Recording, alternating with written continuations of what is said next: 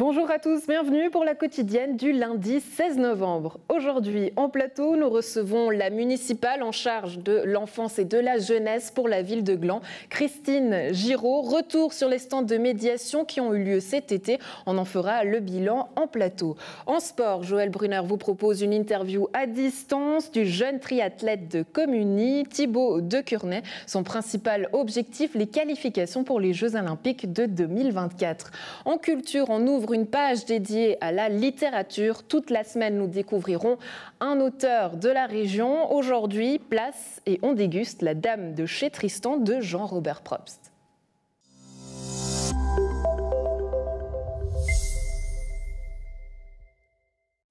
À Gland, les stands de médiation sociale organisés cet été ont permis à la municipalité de faire un bilan de la situation et de réfléchir à des pistes d'intervention pour harmoniser la cohabitation intergénérationnelle. Christine Giraud, bonjour. Bonjour. Merci d'être avec nous. Vous êtes la municipale chargée de l'enfance et de la jeunesse. Alors, dans les grandes lignes, ce bilan, qu'est-ce qu'il dit? Alors, le bilan, il est plutôt positif. Il a posé déjà un constat assez clair. Les jeunes ont envie de s'insérer dans la vie locale, ont besoin d'espace pour qu'ils puissent s'exprimer. D'une manière générale, ils disent qu'ils n'ont pas assez de lieux dédiés à eux et ils ont un petit peu envie de trouver leur place dans cet espace. Il dit aussi qu'il y a parfois des déficits éducationnels qui ressortent un petit peu de ce constat où on se rend compte que certains jeunes ont besoin d'avoir de l'accompagnement, de l'appui peut-être de la commune ou de gens un petit peu plus rapprochés. Et puis globalement, ce que j'aimerais dire, c'est qu'il y a une volonté aussi de la part des jeunes d'aller au-devant des adultes, de la communauté. Ils parlent beaucoup de respect. Ils sont conscients qu'il y a un devoir aussi vis-à-vis des adultes et vis-à-vis des gens qui l'entourent. Et puis nous avons aussi reçu de la part de la population quelques témoignages qui disaient finalement, moi je suis adulte, j'ai aussi été jeune. Je crois que la population doit aussi faire preuve de tolérance. Et cette tolérance, c'est quelque chose qui ressort assez fortement dans les interviews qu'on a eues. Et puis j'en profite parce que j'ai entendu ce matin à la radio qu'on est la journée officielle internationale de la tolérance. Alors je suis contente de pouvoir aussi parler de tolérance et pouvoir relever cette situation, ce qui a été dit, parce que je pense qu'on a besoin aussi de tolérance les uns envers les autres et de compréhension mutuelle.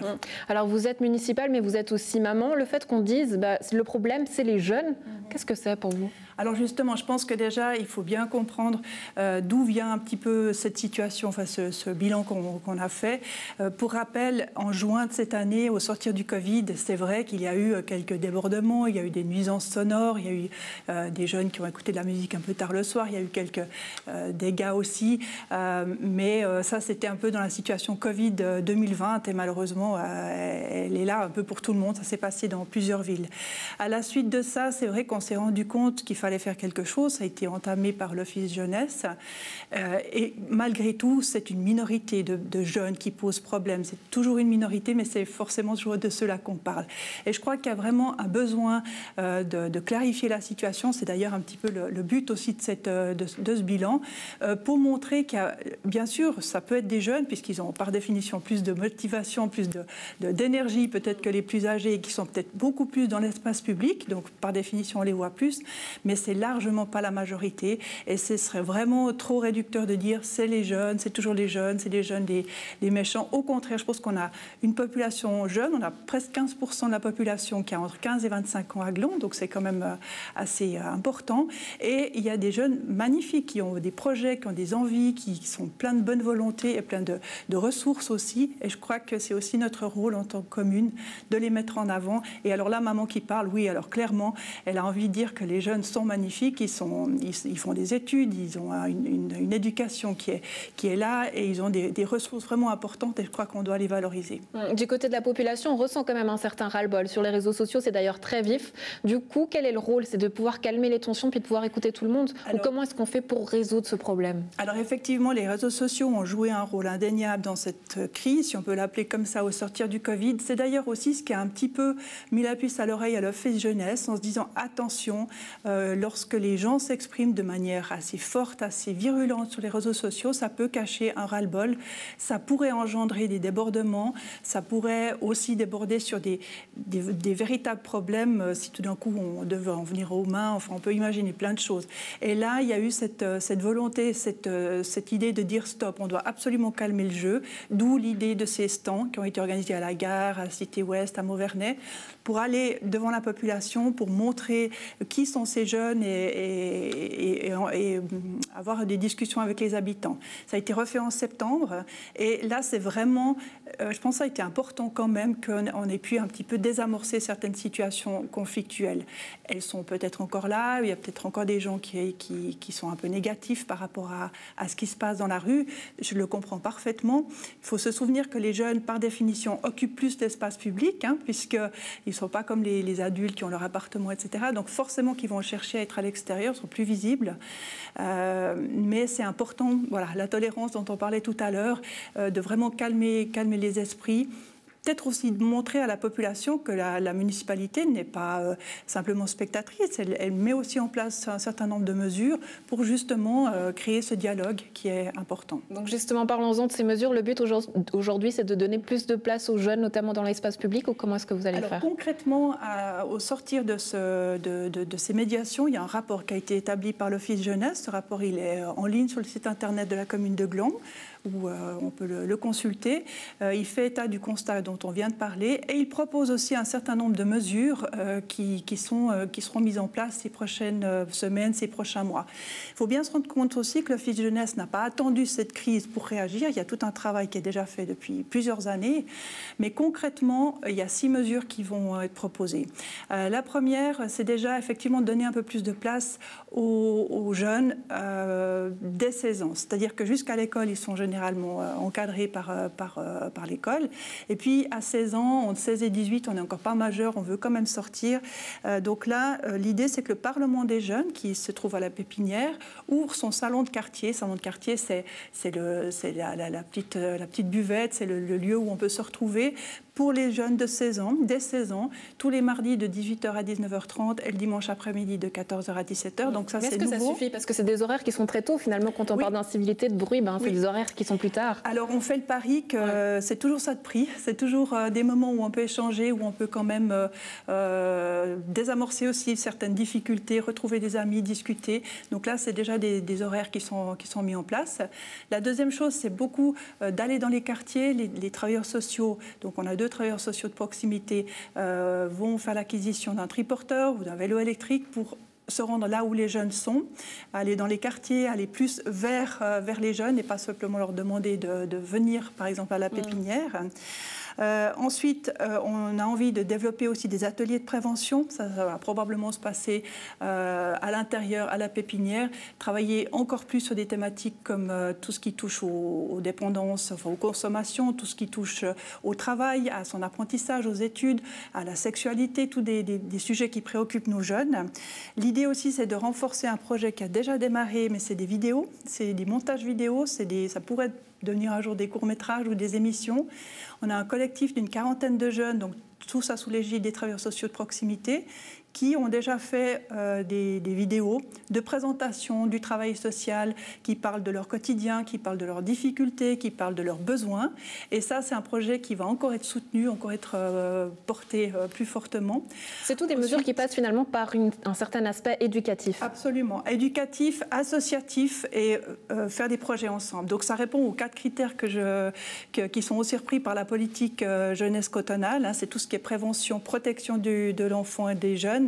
C'est aussi tout ce qui est soutenir des projets, tout ce qui est l'intérêt pour la citoyenneté et aussi pour l'éducation d'une manière générale. Tout ça dans une vision de transversalité, de composer ensemble.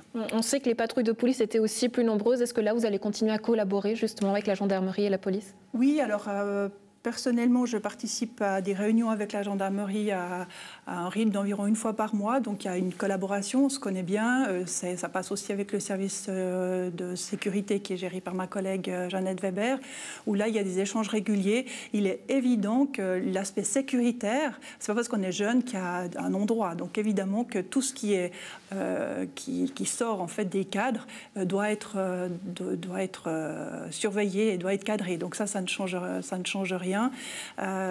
Et la collaboration, elle est aussi là pour protéger les jeunes, elle est là pour protéger la population, et ça, c'est clair que ça va continuer.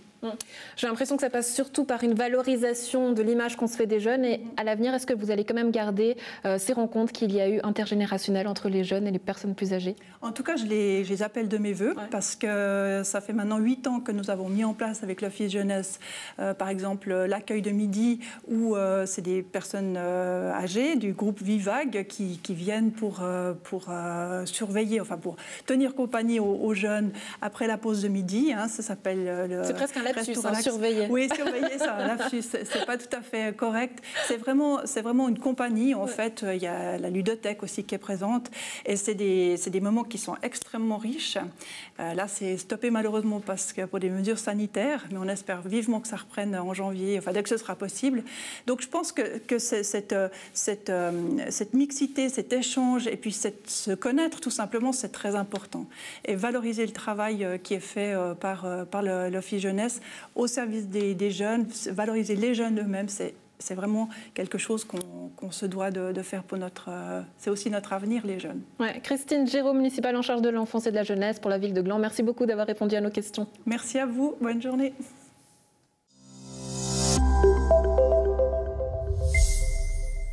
La région regorge de triathlètes et aujourd'hui, on vous propose de partir à la rencontre de l'un d'eux. Il s'agit de Thibaut Decurnay. Salut Thibaut, merci d'être avec nous.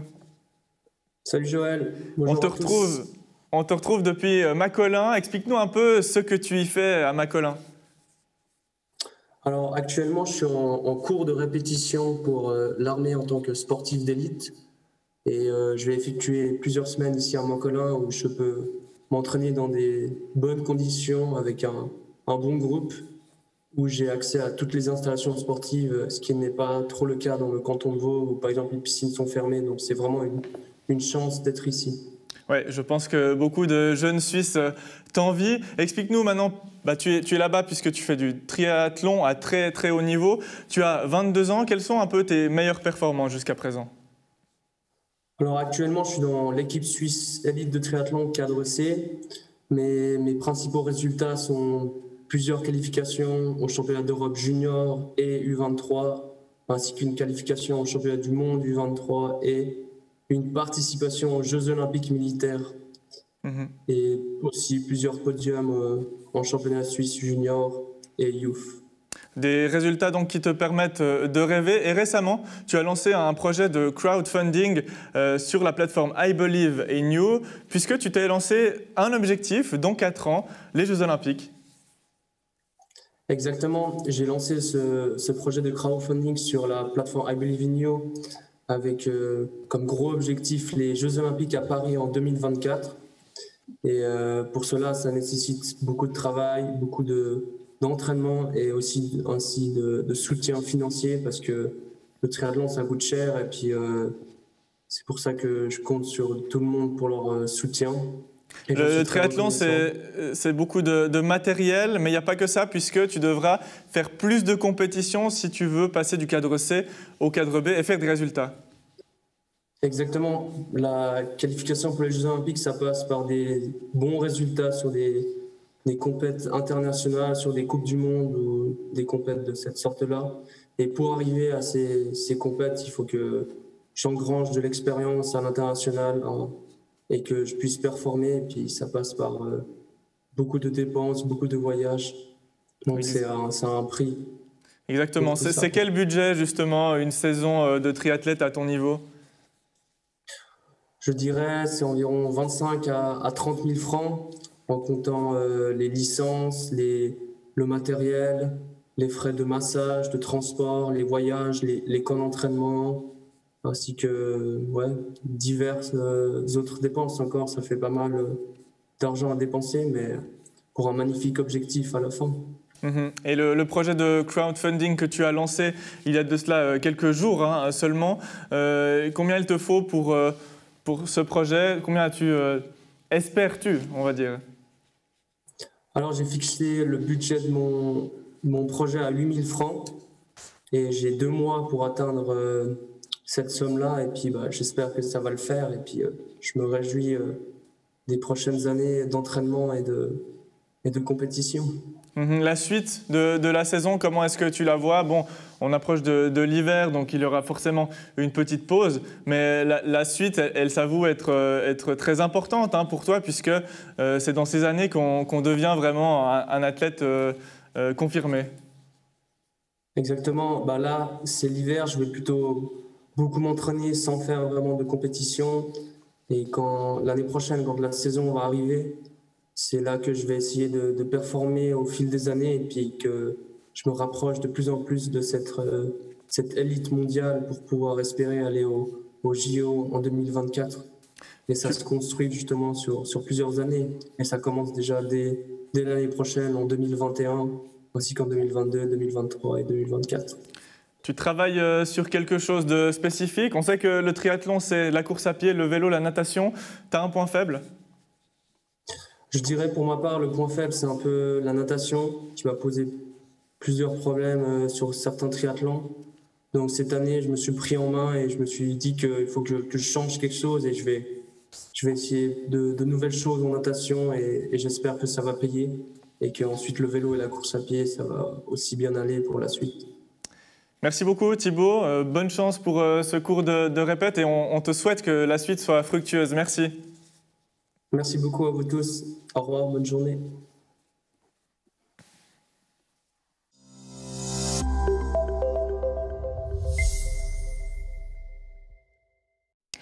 Alice a la passion du chocolat. Dans sa cuisine, elle fabrique des délices en forme de cœur. Son mari possessif, infidèle et violent meurt après avoir dégusté l'un de ses pralinés épicés. Une enquête est menée car les causes de son décès sont douteuses. Voilà l'intrigue de l'ouvrage qu'on vous présente aujourd'hui, La Dame de chez Tristan, de Jean-Robert Probst. Avec nous sur le plateau, bonjour. Merci d'être avec nous. Alors une histoire chocolatée, épicée, des meurtres. Oui, c'est ça.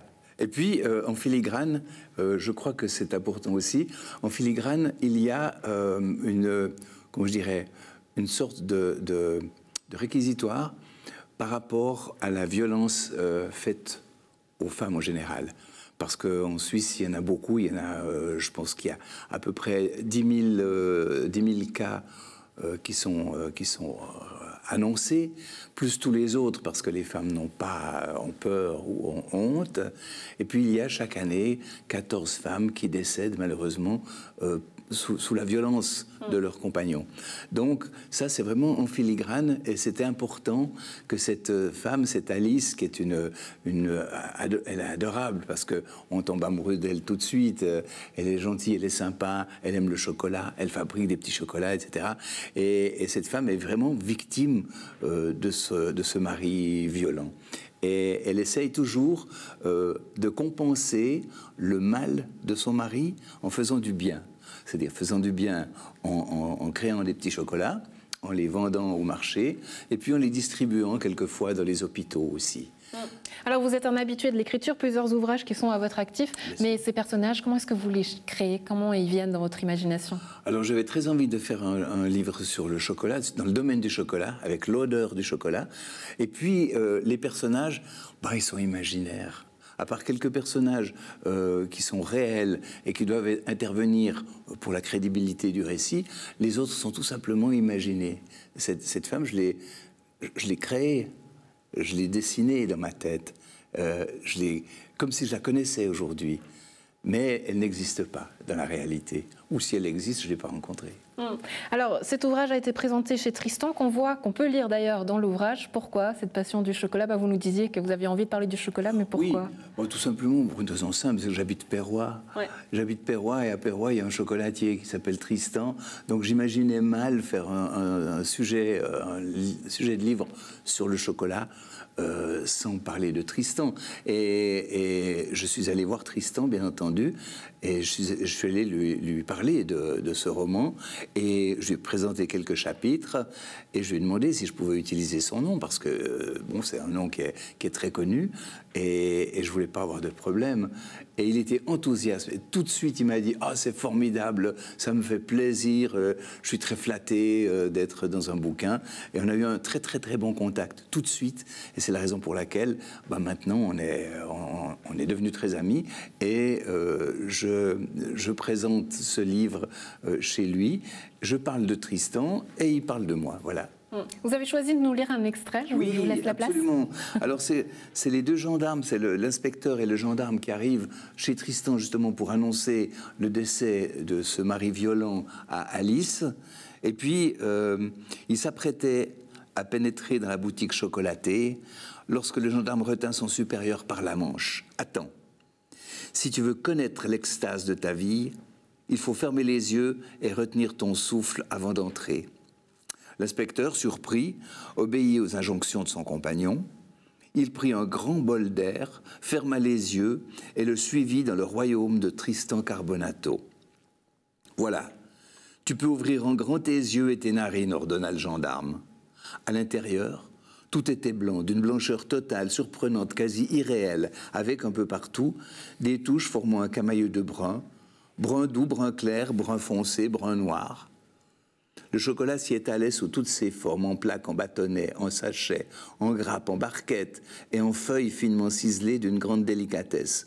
L'inspecteur Haguet inspira longuement et ce fut comme une explosion d'arômes qui éclata dans sa tête. De quoi donner envie de manger du chocolat. Vous en avez mangé beaucoup, hein. J'en mange trop. Plus sérieusement, en tant qu'écrivain, pourquoi c'est important pour vous que la région se lise dans vos ouvrages? Parce que... Prenons le cas des polars suédois. Tout à coup, les polars suédois sont intervenus. Pourquoi? Parce que des écrivains suédois ont eu envie de parler de leur région. Et je le comprends. Et personnellement, j'ai envie de parler de cette région, qui est la plus belle région du monde, évidemment, et puis de donner envie aux gens de la découvrir ou simplement de la découvrir en étant de la région, parce qu'il y a plein de gens qui habitent dans cette région-là. Est-ce que les Suisses ou les habitants de cette région ont assez d'histoires à être racontées? Oh là là, il y en a beaucoup trop. Ouais. Il y en a suffisamment pour écrire 150 livres. Ouais. Il y a les vignerons, il y a le chocolat, il y a les gens qui travaillent, qui sont pendulaires. Il y a vraiment énormément de personnes différentes. Il y a les petits artisans, à Perrois, il y a une boulangerie, il y a une épicerie avec une épicière extraordinaire. C'est un roman. Tous ces gens-là sont des gens de romans et pourraient donner lieu à des romans. La Dame de chez Tristan à découvrir aux éditions Ma Petite Librairie. Et puis, je crois qu'on peut vous rencontrer tous les samedis, c'est ça, chez Tristan? Alors oui, ouais. Tous les samedis jusqu'à Noël en tout cas, je vais chez Tristan avec ma petite librairie, ma petite valise qui est la plus petite librairie du monde, et je propose des livres aux personnes qui attendent, et je fais des lectures, parce que souvent il y a une file d'attente, comme il y a 10 personnes qui peuvent entrer à la fois, il y a une file d'attente qui se forme, alors je fais des lectures pour faire patienter les clients de chez Tristan. Une bonne option, surtout en cette période compliquée. Jean-Robert Probst, merci beaucoup d'avoir été avec nous. Merci.